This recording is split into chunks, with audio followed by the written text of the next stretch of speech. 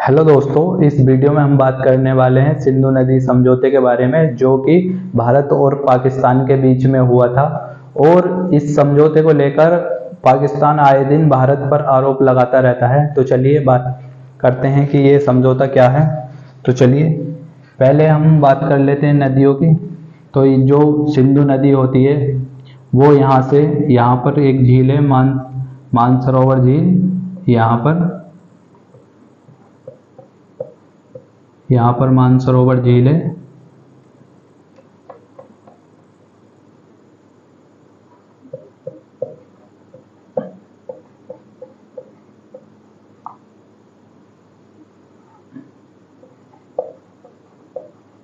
यहाँ पर मानसरोवर झील है और इसी के पास एक ग्लेशियर है जिसका नाम है बोखर्चू ग्लेशियर। तो सिंधु नदी यहाँ से बोखर्चू ग्लेशियर से निकल के इस तरह से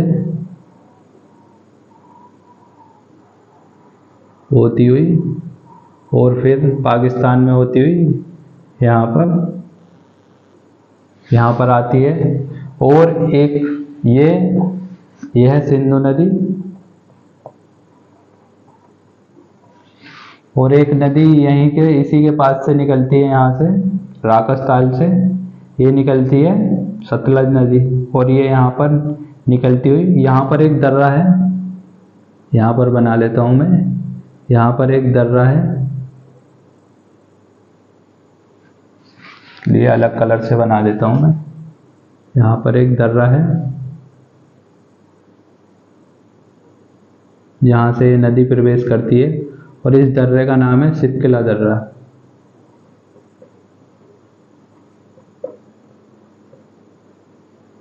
एक सिपकिला दर्रा है, यहाँ से होकर सतलज नदी प्रवेश करती है और यहाँ पर ये पंजाब में होती हुई पंजाब से यहाँ पर आती है इस तरह से।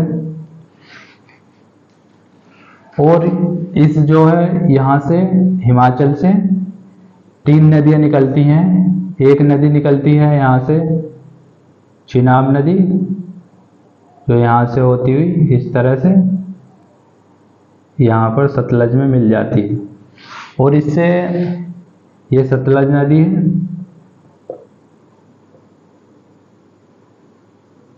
और ये चिनाब नदी है यहाँ पर। और एक नदी इससे मिलती है यहाँ से आकर, जो कि जम्मू कश्मीर से निकलती है, इसका नाम है झेलम। ये झेलम नदी यहाँ पर आकर इससे मिल जाती है चिनाब से। देखिए, आप ध्यान से देखते रहिएगा। और यहाँ से एक नदी और निकलती है, इसका नाम है यहाँ से, ये नदी है, इसका नाम है रावी नदी। ये भी चिनाब नदी से आकर मिलती है, इसका नाम है रावी नदी। और एक नदी निकलती है ब्यास नदी, ये इस तरह से घूमती हुई आकर ये पंजाब में आकर सतलज नदी से मिल जाती है, तो इसका नाम है ब्यास नदी। ये ब्यास नदी है। तो ये 6 नदियाँ हो गई, 1 2 3 4 5 6। तो अब बात कर लेते हैं जो सिंधु नदी समझौता हुआ था वो क्या हुआ था। तो जो सिंधु नदी समझौता हुआ था, तो ऊपर की जो ये 3 नदियां हैं यहाँ पर, ये सिंधु, झेलम और चिनाब, इन पर क्या कहा गया था कि इनका जो 80% पानी है वो पाकिस्तान को दिया जाएगा और 20% जो पानी है वो भारत यूज करेगा। जिसमें कि भारत, जैसे कि यहाँ पर नदियों पर टरबाइन लगाने में, बिजली बनाने में, क्योंकि यहाँ पर पहाड़ी इलाका है, बिजली के खंभे वैसे वो लगाने में थोड़ी दिक्कत होती है, तो इसलिए यहाँ पर जो है ना टरबाइन का उपयोग किया जाता है। तो टरबाइन लगाने के लिए 20% पानी उपयोग कर सकता है, या अन्य जो बहुउद्देश्य परियोजनाएं लगाने के लिए, नहर वगैरह निकालने के लिए भी कर सकता है। तो चलिए जो है यहाँ को लिख लेते हैं, सिंधु नदी समझौता। यहाँ पर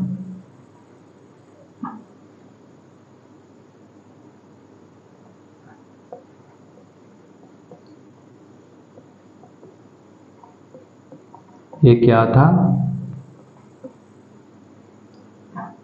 और ये 1960 में हुआ था भारत और पाकिस्तान के बीच में।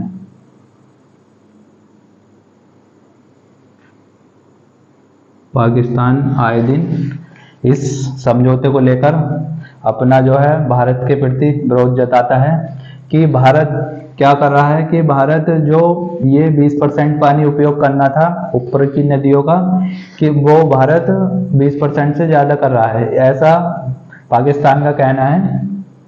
तो ये भारत और पाकिस्तान के बीच में हुआ था।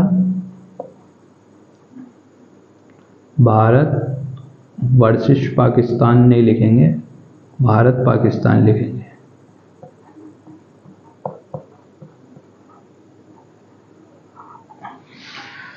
अब जो ऊपर की 3 नदियों का जो 80% पानी तो जो है पाकिस्तान के लिए छोड़ेगा भारत, और जो 20% है वो खुद यूज करेगा। और जो नीचे की 3 नदियां हैं जैसे ये रावी, ब्यास और सतलज, इसमें क्या है, इसमें इसका जो है 80% पानी भारत खुद यूज करेगा और 20% पानी पाकिस्तान के लिए छोड़ेगा। तो चलिए अब इसमें जो है जो ऊपर की 3 नदियां हैं, ये जैसे सिंधु, इसमें क्या हुआ था, जो सिंधु है, सिंधु नदी लिख लेते हैं,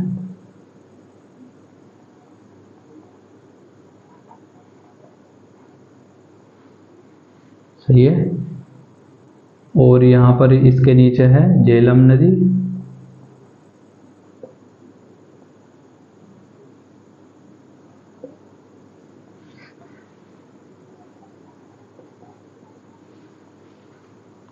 और इसी के नीचे है यहाँ पर चिनाब नदी। इसे मैं साफ कर देता हूँ। यहाँ पर है चिनाब नदी।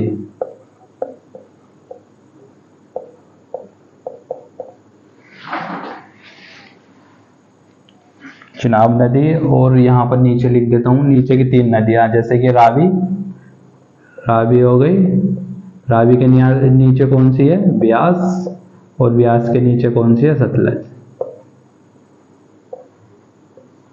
अब इन्हें समझते हैं। जैसे ये इन तीनों नदियों का क्या है, यहाँ पर इसका जो है 80% तो जो है कौन यूज करेगा, पाकिस्तान।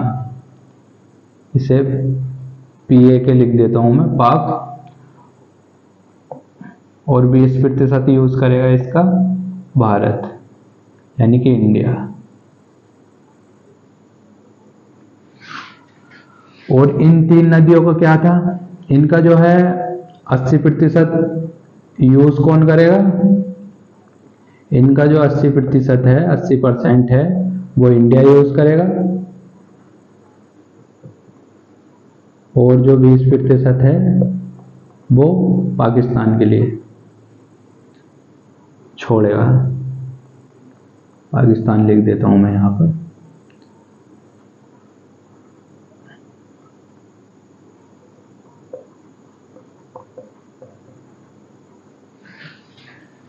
तो ये था सिंधु नदी समझौता।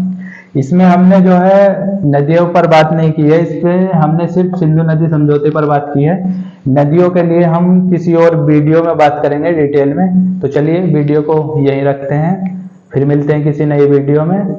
तब तक के लिए जय हिंद, जय भारत।